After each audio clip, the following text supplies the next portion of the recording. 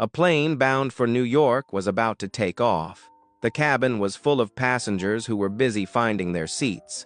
At that moment, an elderly lady slowly walked into the cabin. After finding her seat, she refused to sit down and looked very displeased.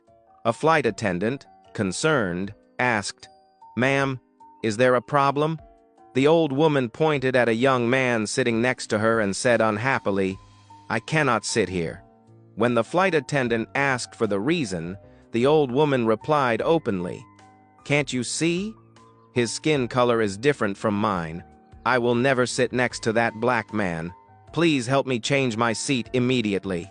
In an instant, the once noisy cabin became completely silent. All eyes of the passengers focused on the old woman and the young man.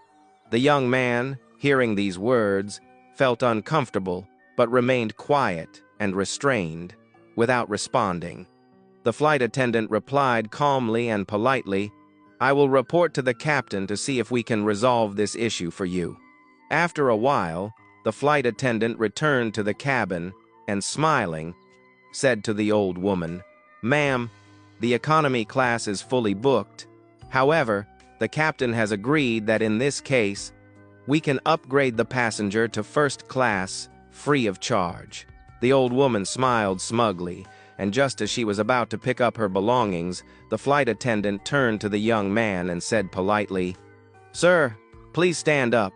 Your new seat is in first class. The captain believes that you should not sit with a rude person. Thank you for your patience and courtesy."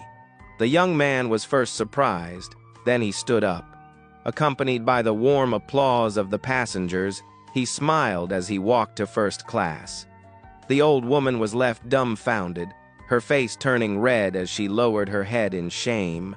This flight became an unforgettable lesson for all the passengers on board. This story tells us that true nobility is not about one's background, wealth, or skin color, but about mutual respect and tolerance.